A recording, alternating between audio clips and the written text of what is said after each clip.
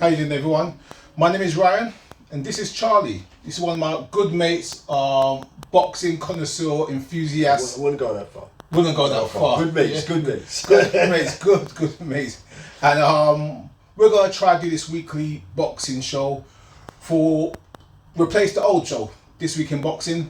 So I don't think we're gonna call it This Week in Boxing. What we're gonna call it, or something a bit fresher. Well, for now, it's This Week in Boxing. So this we're going week, to talk about This Week in Boxing. Yeah, all right. Yeah. So let's see how it plays out.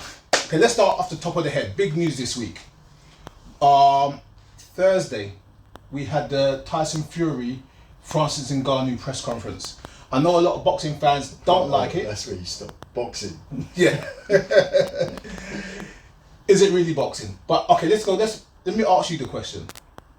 Boxing fans hate it, MMA guys like it, but it is an event. It's an event. It's an event. Yeah, I'd say it's an event. Boxing event. Do we hate it? I guess as an event, you can understand why it's happening. Yeah. I guess in the context of what potentially could happen in the heavyweight division, I think it's disappointing. Yeah. Because Fury could putting aside the opportunity to make money, Fury could make better use of his time or the time he has left in his career to fight proper contenders and answer some of the unanswered questions that we all have within the division. So it's one of those that we're all going to say whether we like it or hate it. Yeah. We'll probably all end up watching it. Yeah, I'll definitely watch it. So I'm on two sides of it. I'm on two sides of the fence. As a boxing fan, I want to see Fury fight Usyk. Yeah.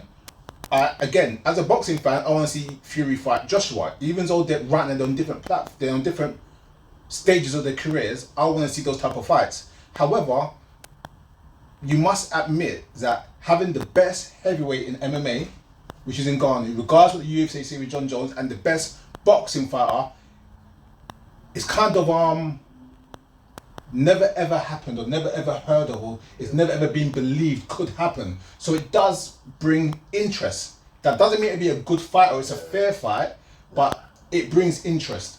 It does, and then they've added a bit of jeopardy with Mike Tyson training Ngannou. So although your brain tells you you've got a pure boxer boxing a puncher in MMA, the boxer should win. If the boxer doesn't win, something's wrong with the boxer. Your heart and the backstory to Ngannou kind of drags you in a bit, but there's a phrase people use: rolling the dice. Yeah, and let's roll the dice and let's be a bit troubleshooting. All right, everyone, their dog believes Fury's gonna win. Yeah, in the boxing. Yeah, in the boxing but fight, he should win. In any fight, no matter how you cut it, there's that 0.1% chance of anything happening. Be it a cut, a slip to the ring, and you break your ankle. The point I'm making is that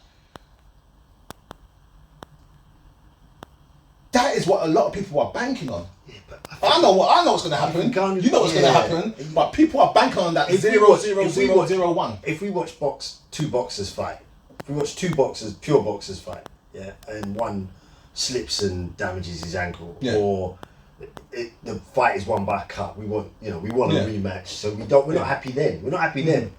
So I don't think we're going to be happy if Fury loses because of some form of I don't know, luck or force majeure. We want two boxers to fight, and we want it to be a competitive fight because Ngannou's a good boxer.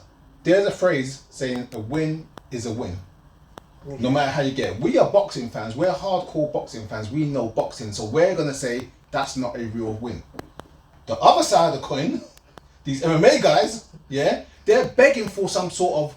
They're begging for some sort of... I remember years ago when we had, unfortunately, one of my favourite boxers of all time, James Toney, went to the UFC and fought bloody Randy Couture. And we saw what happened there. And I can tell you right now, every MMA fan I know said, that's what happens when a boxer fights MMA. I'm like, James Toney's 572 years old. You get my point? Yeah, I get what you're saying. But like you say, you probably, although I don't know how you felt at the time, because the shoe's on the other foot. So maybe at the time, because you like James Toney or supported James Toney, you might have thought he has a chance because he's a boxer. I don't know what you thought at the time. So we're sitting here having a laugh at MMA guys, and to be fair, they may think the same, Now the shoes. Full disclosure, I said Randy Couture's going to try and leg pick him, and Tony's going to catch him with an uppercut. There you go. Yeah, so we kind of maybe convinced ourselves, having poo-pooed the idea of the fight initially. Maybe we convinced them that maybe there is some interest there. Maybe there is some sort of jeopardy in the fight.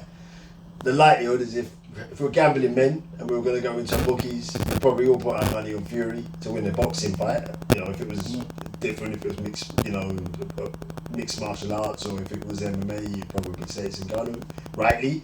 But because it's in Fury's world, and because he's been boxing from such a young age, and they're both natural heavyweights, you would think even though Ngannou's got a punch, Fury should be able to avoid that punch, which will maybe make it boring as a spectacle, but gives him, as you say, a win as a win. Yeah. In terms of the finance behind it, the venue, you can understand why it's happening, but as I said, there's still that disappointment because unified heavyweight world champion is kind of there on the table. Yeah. And having looked at Usyk's last performance, you would think for Fury, it's probably more than attainable. Yeah. And we're having to wait for that. A guy who's getting into his 30s, and we're having to watch fights like this beforehand. All right, so we've got a video planned for this heavyweight breakdown of what's going on in the heavyweight division in a couple of weeks' time, which is going to be a new show what we're going to be planning in the next couple of weeks. So let's leave it there with regards to where Fury is within that division. At that press conference, there was another little heavyweight skirmish on the red carpet. Let me just. So this event, this press conference, they made it. It was a massive press conference. It was an amazing press conference. To be honest with you, the amount of media that was there, and they actually had a red carpet like a Hollywood movie premiere. So they done something different. And to be fair, props to Frank Warren, and Bob Arum, and people in Saudi doing the fight. They put a lot of money into that. They tried to make this something special. But all good things don't go the way they want it to be planned. So you've all got one in it. We've always got one of them guys in it. Yeah. You take them out to I don't know where it may be. You have a meeting in a lavish restaurant, or you go out to an event where it's you got to behave and or they add a bit of sophistication and refinement. But there's always somebody who goes and messes it up for everyone. There's always someone that's gonna mess it up. Someone who's outside the club screaming to get in. Hate me. Hate me. Alright. We're talking about David Adeleye and Fabio Wardley. Who do you think started it? Well, I don't know. I just see. Well, from what I saw, Fabio Wardley was getting interviewed. Yeah. And then there was some madness in the background. And David Adeleye obviously took umbrage to something somebody had said. Yep. Told him to, I'm paraphrasing, shut up. Yeah. Shut your mouth. Shut your mouth. Shut your mouth. Fabio kind of cut his interview short. Yeah. Turned around, had a look at what was going on. So probably the two were affiliated. Yeah. And David then pushed Fabio. Yeah. Fabio then...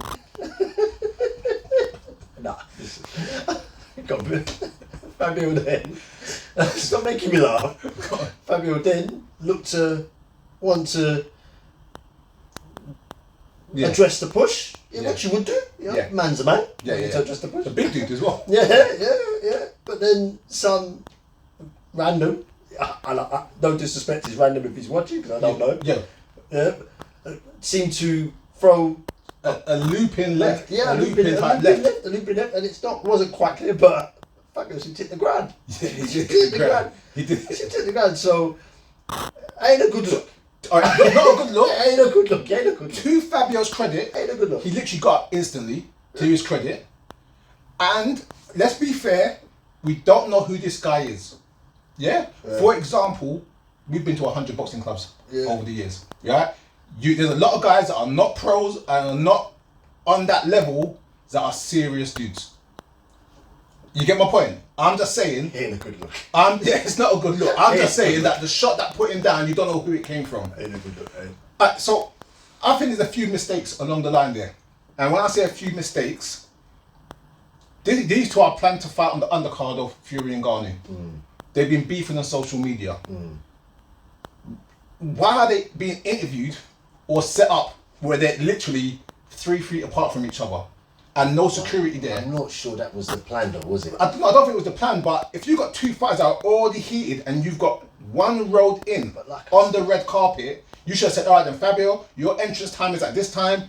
David, your entrance time is at this time. And if by some coincidence they meet, they shouldn't have met where they met because it was okay. But they say a million times, don't they? Like you get paid to fight. These men are gonna get paid to fight.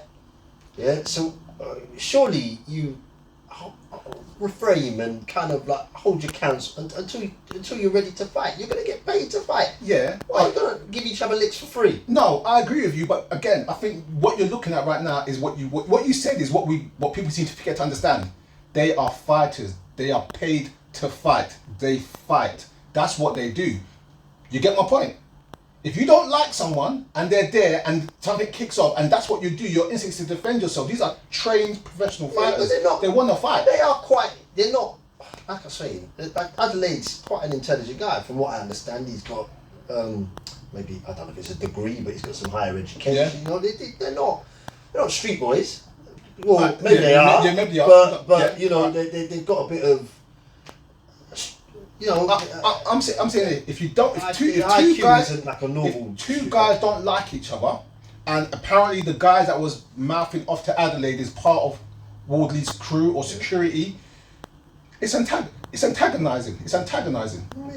And then, to be fair to Wardley, and I think I'll have to put it on Adelaide, that your mate might have been mouthing off, but Wardley's walked over and he's had his hands down. He was going to argue or have a face-off. He didn't go there to have a scuffle. It's when Adeleye shoved him. And that shove was that was a powerful shove. That wasn't a little, let's play. He pushed him real hard. If someone pushes me like that or pushes you like that, you know what the reaction is going to be like. Yeah, but you know, at the end of the day, I mean, I don't know what was said.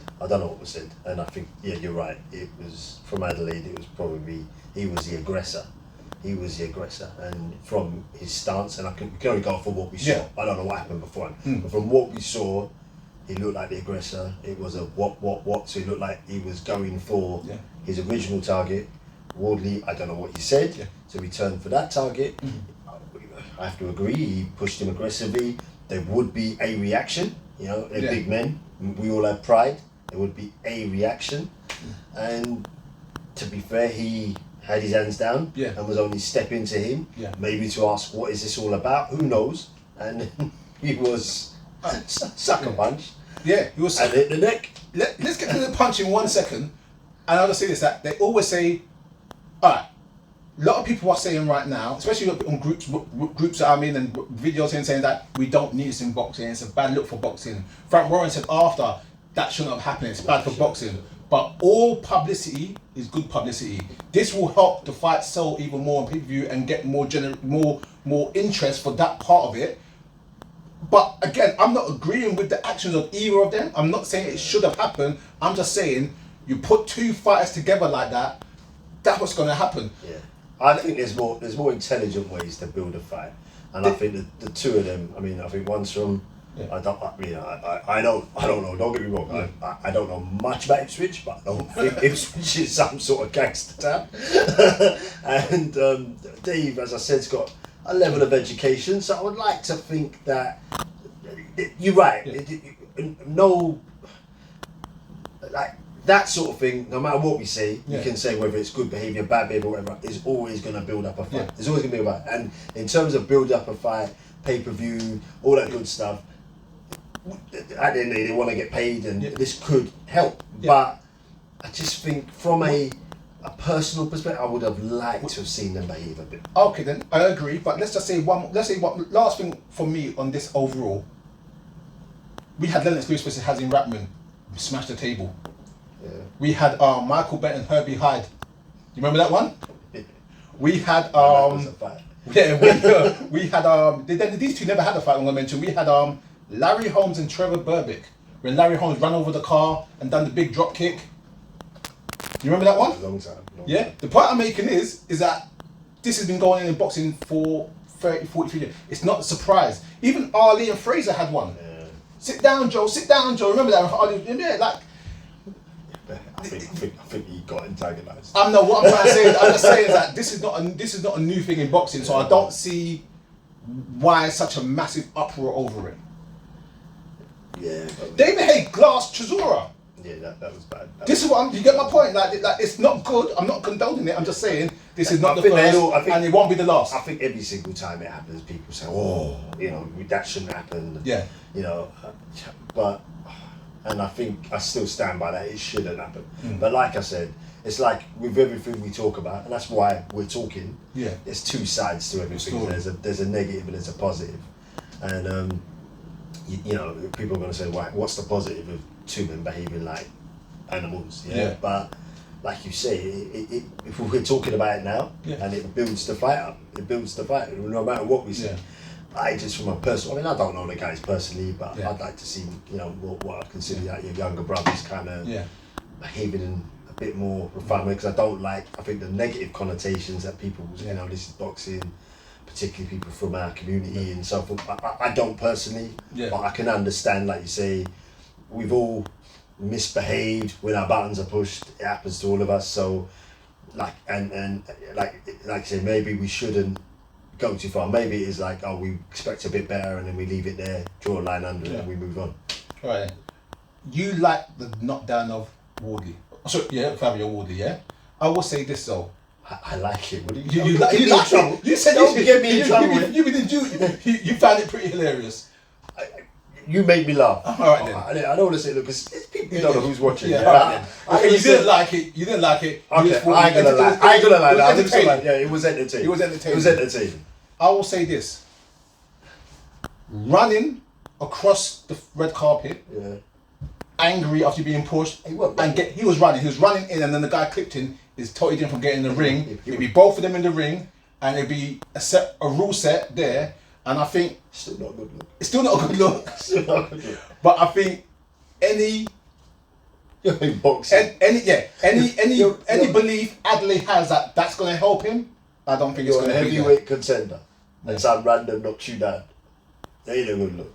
No matter what spin we put on it, hey. And listen, no disrespect, Fabio. I don't want to upset anyone, but I can only tell the truth. I can't lie. He ain't a good look. Even he will know he ain't a good look. He's got to hurt someone after that. Yeah. He's got to hurt someone after that. He's got to. He can't be. You can't have that happen to you and then lose the fight. You can't. All right then. Moving on. Last Saturday, Chris Eubank had a comeback performance against Liam Smith. Yeah. Reports from everyone is Chris looked amazing. He looked the best. He looked boxed well, was smart, didn't rush, played intelligent. Yeah. Everything looked good for Chris moving forward, especially with his new trainer Bomac. Until Bomac got caught with a gun at Manchester Airport, and is currently on remand. How did that happen? I have no idea. Right, tell me, how did that happen? The story I'm hearing is that he had a charter flight in from America, which means it's a private plane or a plane that's been hired for him or along those lines. So the gun came in that way. Yeah. He's a coach, unified world champion coach. He should know. Style. He should be travelling in style. Should be travelling in style. Yeah. So what happened on the way back then? What happened on the way back? I don't know what happened on the way back. He's in big trouble. Gun laws in this country ain't a joke. Yeah? And again, in America, you have carry and conceal licenses and you have different things with different states. To be caught in the airport with a loaded gun in the suitcase, and there was a thing saying without a certificate, which means he didn't possibly have his license for it, and they held him on remand, which means he's currently in some sort of cell or in some sort of holding facility. He's in big trouble. Yeah, he's got to get a good lawyer. He needs a good lawyer. But there's an upside. Yeah. There's an upside. See, How is there a upside? You see, my man Spence took a beating. He took a beating. Right, he took a beating. Yeah. He ain't really got much hope, and he's activated his rematch clause. Sorry. So this is might give him a little chance. Bye. It also answers the question. Whereas, whatever happened with this Bomac situation, he ain't come back to the UK. So if Eubank fights Conor Benn, which Eddie Hearn has said he's going to schedule for December, hopefully. Eubank just change his trainer again, innit? Just change his trainer all the time. But would he want to change his trainer after having who knows? Apparently Who knows his best performance? Who knows with Eubank? Who knows? Who knows? Eubank is a character when it comes to it. Who knows? But he could train out in the US, isn't it? Could train out in the US. It's not unlike him to have a fight without anyone there. And the other side of the coin is where can Conor Benn fight? Can he even fight here? Can Conor Benn? I'm lost. I don't even know. Can he even fight here? Where are they gonna fight? I bet they're gonna have to fight in. Is it UAE or what? Yeah. Can he fight out here? Again, let's be honest. This is not the first time again in boxing where we had scenarios like this. Didn't David Hay and Chisora fight on a Luxembourg license because they couldn't get licensed by the board, and then obviously so they could fight abroad, but if they wanted to make it the big fight, especially the Ben Eubank name, it needs to be held in the UK. Yeah, it's true. And like I said, Bomac's definitely not coming back. Even if he could come back, he ain't gonna want to come back. Has he left? No, he's on remand. That's what I'm saying. They've holding him. Yeah, so he might still be in it. He might still be in. I think they're holding him to October. Yeah, so if he don't sort that out, Eubank might not have a problem. Might still be in. It's gonna be a tough road for him. Yeah. It's gonna be a tough road for him. Unfortunately, what's he holding a gun for? Yeah. Who's he running from? I just think it's a culture in America that people do carry What's that weapons gun was for it, by it. the way? Have no idea. Yeah, we gotta look into that. Just out of interest. Just out of interest. What? I don't know. Why? I don't know. So for argument's Only sake, in America is Don King would say. yeah, only in America, yeah. For argument's sake, if Conor and Eubank were to fight, based on now, who are you going with? One that didn't look good and got stopped in his one fight before, but's made a comeback performance, and Conor, who still hasn't cleared his name officially and hasn't fought for 18 months. I'm beginning to get very big on this inactivity thing. Yeah. I'm getting big. I do think that boxers have to be active to be sharp, and Conor, we've had that debate, and is he the real deal, is he not? And it's hard to tell until people are put up against really top draw opposition. Mm-hmm. So I don't want to knock the young man. I don't want to knock the man, all the drug issues aside, but I think the inactivity at the moment, I'm not sure having that longer layoff and then going in against someone like Eubank who's on a high, no matter what we think, whether Liam Smith was overweight, at the moment, confidence is a big thing in every sport, and this guy is kind of on a high, and we saw in the fight his output is still there. There's questions about his power, Eubank, because maybe he should have got Smith out of there early. Yeah. Maybe he was still worried because obviously he's a human being. Mm-hmm. He had to take something in the first fight, which maybe made him psychologically worried about what was coming back, which maybe he didn't overcommit, maybe. So maybe he was smart, don't know. But it did seem like, and with Eubank, it's not the first time we probably had the discussion. It looks like he hasn't really got power. It's more volume. Yeah. And over one punch power. I don't know where we got to that point, but you only asked me a simple question. I'm going on and on, but I think I'd go for Eubank at the moment. You go for Eubank at the moment. Right. Moving on. Frank Warren and Queensberry Promotion, on behalf of Daniel Dubois, has filed an appeal. Honestly, at the moment, boxing is it's got a lot of I don't want to say comedy, but anyway, so I'll let you finish. I'll give it the right to you. Have filed an appeal against the fight with Alexander Usyk a few weeks ago over the controversy in the 5th round with the, let's call it, low blow. Everyone knows who's watched these videos know my opinion on that situation already. Let's start from the top for Charlie though. Do you think it was a low blow? you know, I don't think it was a low blow. I don't think it was a low blow. I think it was on the belt. Listen, we can, whatever we, whether you think it's a low blow or not, the reaction didn't match the shot. Yeah, didn't match the shot. That's it. A reaction didn't match the shot. And my man Usyk had a big break. Yeah. Yeah. And I'm not talking about chocolate bars here. He had that big break. Usyk said that if the referee gave me a count, I would have got up. I think that's tandem to admitting you cheated. Potentially, but the ref let him. Yeah. So he has an argument. He has an argument. I can't argue that. So let's go back to the rules of boxing, which you're 100% right.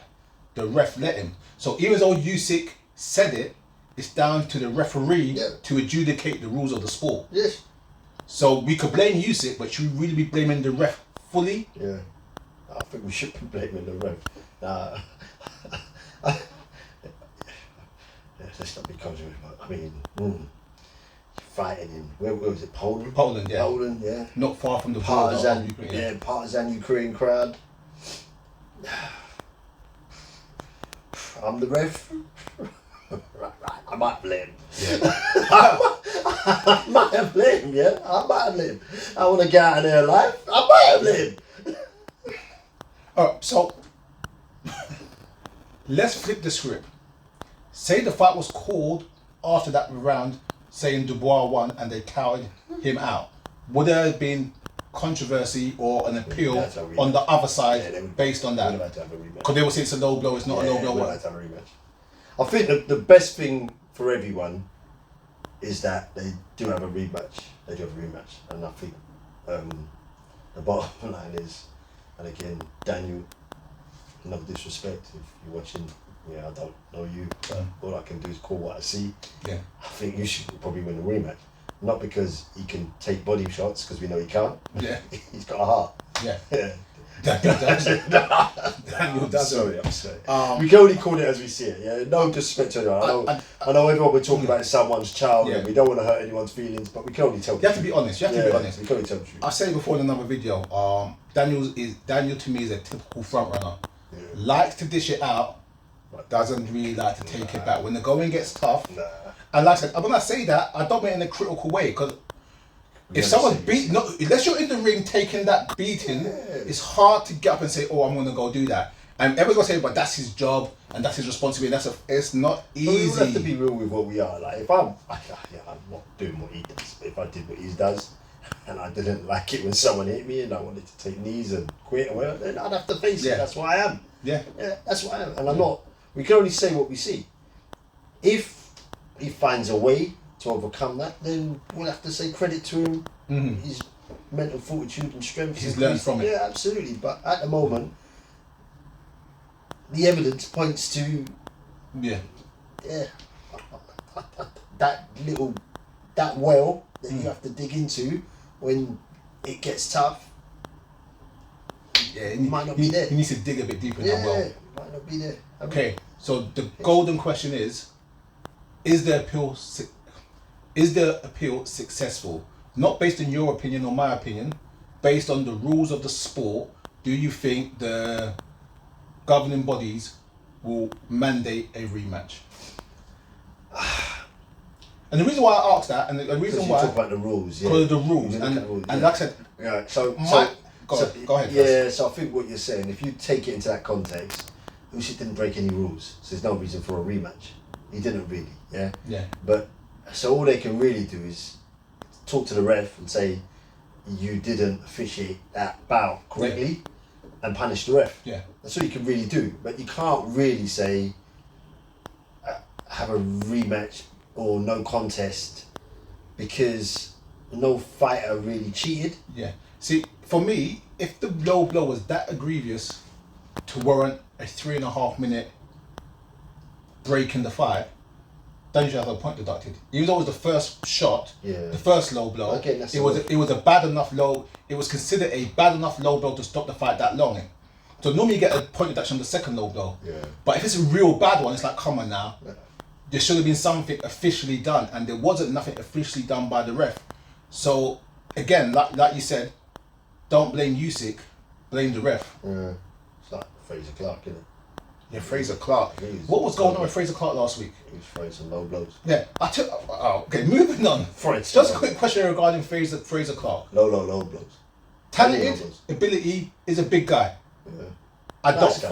He's a nice guy as well. I don't find his fights compelling at all. I don't know what it is. Like, he just doesn't do it for me. Maybe the higher the level or standard of opposition, maybe he will. Let's be fair. Dave Allen was coming to show up after a long time in retirement. I thought he'd finished. Exactly. He ain't fought for years. Yeah. Didn't look in great physical condition. Not saying I was surprised. Yeah. I see him. I thought.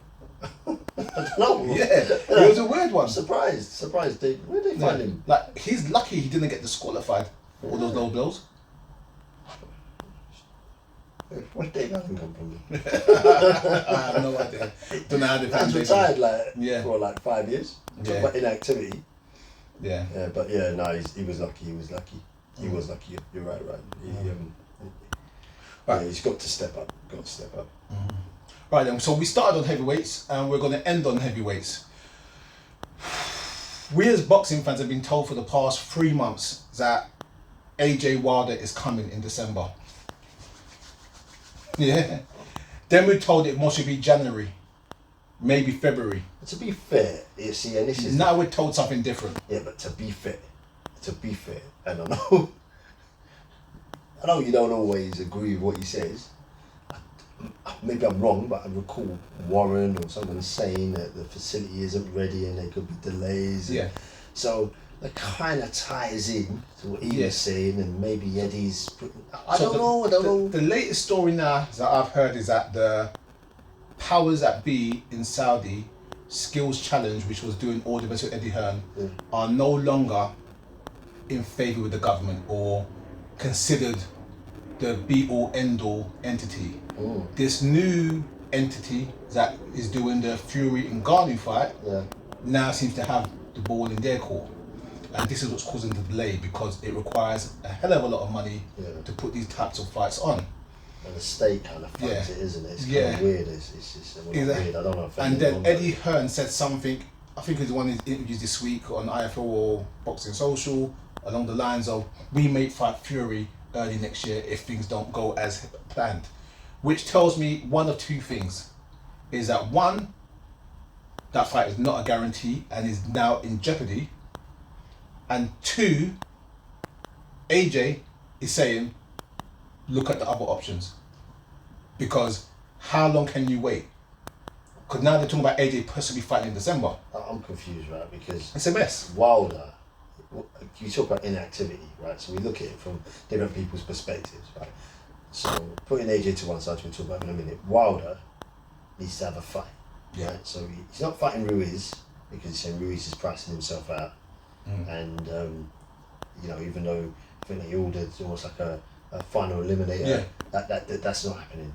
Then they're talking about him fighting AJ. He's sitting there saying, I'm keeping my nose clean, keeping myself primed. There's all these videos of him training with Mr. Scott, and everyone's thinking he's going to fight in December. Now you're telling me he ain't fighting in December. So Wilder's got to find himself a fight. Because he's not getting any younger.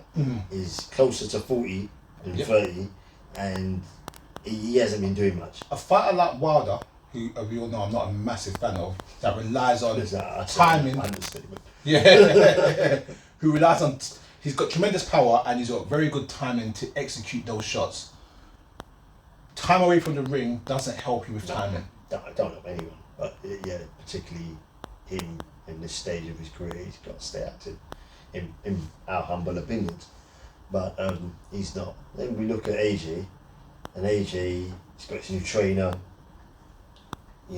He's, I don't say had a pass, but possibly had a bit of a pass with his last because he's building up for something big. And if this big doesn't happen, we're gonna have to start questioning. And don't get me wrong, I firmly believe he wants to fight the best. I don't think it's him, but his team got to start questioning him, because it doesn't seem to be happening. For him. So hopefully he fights Fury, and I think Fury, I firmly believe Fury wants to fight AJ, because I think Fury has a problem with AJ because of AJ's marketability and his ability to earn. And I do think Fury, in my humble opinion, always looks for a run up on AJ. Not because of boxing ability or belts, or just because AJ always lands on his feet in terms of financial reward in boxing. Yeah. And I think, I don't say jealous, but I think Fury almost thinks like, why does he always get rewarded and maybe not me? I don't know. Again, I don't know the individuals, just from a distance, me looking in. So I think he would fight AJ. I think AJ would fight Fury because, as I said, I think he'd fight anyone. But again, this is a bigger question. And like I said, we're going to discuss it in this video we're going to film next week or the week after. We did the heavyweight video. Yeah. You're saying you believe Fury would fight all these guys, and you're saying you believe AJ wants to fight these guys. Yeah.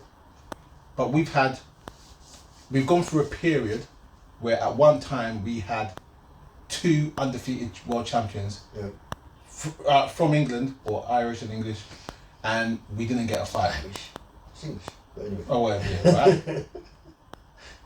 We've gone through a time where we've had multiple negotiations and XYZ, and the fight still hasn't happened. Yeah. The point I'm making is, as much as everyone says they want the fight and they're doing all the bits and bobs, the fight's never come to fruition. So for me, that tells me that there's no real interest in completing that fight from one of the parties. And I've got opinions on both sides why I think AJ wouldn't want it or why I think Fury wouldn't want it. I think the stars haven't really aligned. I think ego comes in. Ego comes into a lot of from both sides, isn't it? So I think, I'd like to think, they agreed to fight, and that couldn't happen because of the Wilder case. Most recently, they agreed to fight, but there was a lot hanging over with this Middle East, or not agreed to fight. I think Fury put out an offer, but the timing of the offer, it wasn't realistic for AJ to accept that offer. In my mind, it wasn't. So with a bit more time, if the same offer has been agreed by both parties allegedly, there's nowhere for anyone to go in my mind. There's nowhere. So with Usyk, there's a bit of, with Usyk Fury, sorry, we all have different opinions. You know, Usyk bottled it, Fury bottled it. Fury made an unrealistic offer to a unified world champion. Usyk accepted something, then reneged on it because he wouldn't donate money. We could go back and forth, but that one, for me, is not as clear cut. This one, if you've agreed to fight, whether it's 60-40, 55-45, whatever it was, there was agreement. If that agreement is put back on the table and there's no other roadblocks like, oh, I'm going to fight Wilder for X amount of million, or Fury is going to fight on Ngannou for X amount of million, that if they Fury wins his fight, then to me, there's nowhere for them to both hide. Yeah. Because it's been agreed. Previously they had an agreement. Yeah. So one of them will have to say, no, I disagree. Now, AJ hasn't gone and won any belts, so I think his share was slightly less. He can't really ask for more. Yeah, it's not like Usyk, who can say, right, I might not sell out Wembley, but I've got 4 or 5 belts, whatever I don't know, you know, I'm losing track of how many belts are around there. AJ hasn't got any belts, so it's just literally his name, yeah? And Fury wanting to take him as a scout. Yeah. So if it's already been agreed, I know I'm waffling on here, there's nowhere for it to go. Because if they don't make this fight, we as the public, boxing fans, the casual fans, we'll look at them and say, you're both jokes. Yeah. Alright, I'll end on this. I always say this, when it comes to boxing, I'm a bit old school. I believe the challenger should always take the less money. I don't care what your platform is or what your the challenger takes less money than the champion. That's so 50-50, and I don't want to really hear it and argue about it. You're the challenger, you share. But then I also have the belief that as the champion, you should want to fight the best. So as much as AJ should take less money, Fury should be the one, or Usyk should be the one, or whoever's a champion is the guy that should be saying, I want this, I'm giving you the shot because of blah, blah, blah. And it's on the onus of the champion to complete those fights. because everyone wants a shot at the champion. That's why they say it's lonely at the top. Don't necessarily disagree with that. Can't really disagree. I think you should. And if we did have that, we would have a lot more fights, or big fights. And don't get me wrong, this year hasn't been a bad year. It's been a good year. It's been a good year. It's been a good year for the lower weight classes. Yeah, but for the heavyweight. I will say this, that by not having many heavyweight fights this year, maybe 1 or 2 of them, it's actually shone a light on the other side of boxing. Yeah, and there's been some good fights. Yeah, real good fights. All right then. Yeah. How's it feel, Charlie? First video. First video. It's okay, isn't it? All right then. It's alright. So we see you next Sunday. Maybe. Maybe. Who knows? For episode 2. Who knows? Who knows? All right then. All right, everyone. Thanks for watching. Please like, share, and subscribe. And we'll catch you next week.